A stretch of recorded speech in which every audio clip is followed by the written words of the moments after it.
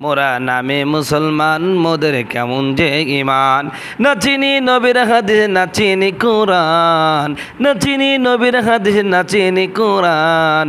মোরা নামে মুসলমান মোদের কেমন যে ইমান।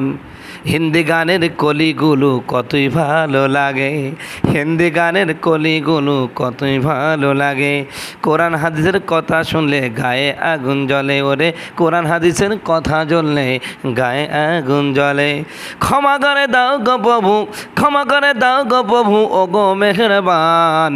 না চিনি নবীর হাদিস না চিনি কোরআন। সালেহ আলাইহিস সালামকে সামুদ জাতির কাছে প্রেরণ করেছিল। এই জাতির লোকেগুলো খুব ছিল হটকারী। কুরআনুল কারীমের মধ্যে বলেন ওয়াসামুদাল্লাযীনা জাবুস সাখরা বিল ওয়াদ, পাহাড় কেটে কেটে ঘর বানাতো, পাহাড় কেটে কেটে ঘর বানাতো। বন্ধুগণ আমার, ভাইয়ারা আমার, এই জাতির হেদায়েতের জন্য আল্লাহ রাব্বুল আলামিন হযরতে সালেহ আলাইহিস সালামকে প্রেরণ করলেন।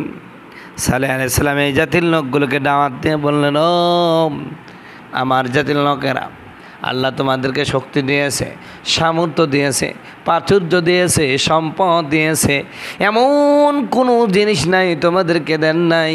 অতএব তোমরা যে আল্লাহ তোমাদেরকে এমন শক্তি দিল, পাহাড় কেটে ঘর বানানোর মতন ক্ষমতা দিল, সেই আল্লাহর আনুগত্য করো, সে আল্লাহর প্রতি ঈমান আনো, সেই আল্লাহকে মেনে নাও, আর পৌত্তলিকতা ছেড়ে দাও। আমার বন্ধুগণ আমার, ভাইয়ারা, ওরা বলল তাহলে আপনি একটা নিদর্শন নিয়ে আসেন, যেইটা দেখি আমরা বিশ্বাস করব আপনি আল্লাহর নবী। সম্মানিত ভাইয়ারা, হযরত সালেহ আলাইহিস সালাম আল্লাহর কাছে প্রার্থনা করেন, আল্লাহ ওরা মুজিজা দেখতে চাই, আপনি একটা মুজিজা দেখান। আমার আল্লাহ রাব্বুল আলামিন একটা গর্ভবতী দুগ্ধবতী উটনি বের করে দিলেন। এই উটনিকে বললেন, খবরদার তোমরা হত্যা করো না। কিন্তু তারা হত্যা করল। একদিন বিকট আওয়াজ আর ভূমিকম্প শুরু হয়ে গেল। সকলে তাদের ওই পাহাড় কাটা ঘরের মধ্যে মুখ থবড়ে পড়ে গেল।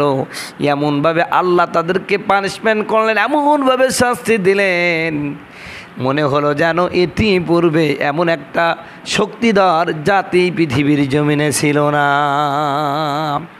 আমি বলতে চাই, আজ পৃথিবীর মধ্যে যারা এই পৃথিবী থেকে ইসলামকে, কোরআন হাদিসকে ধূলিসাৎ করার জন্য, মুছে দেওয়ার জন্য অপচেষ্টা চালাও, তুমি যত বড় সুপার পাওয়ার হও না কেন, শোনো, সামুদ জাতির লোকের দিকে বেশি সুপার পাওয়ার না। আল্লাহ রাব্বুল আলামিন সামুদ জাতিকে যেভাবে সমূলে নিস্তানবদ করেছে, ইনশাআল্লাহ টুডে অ্যান্ড টুমোরো এই পৃথিবীর যারা স্বৈরাচার, যারা অহংকারী, যারা আল্লাহর হুকুমের আনুগত্য করে না, আল্লাহকে মানে না, ওদেরকেও ছিঁড়ে ধ্বংস করে দেবে, এতে কোনো সন্দেহ নাই।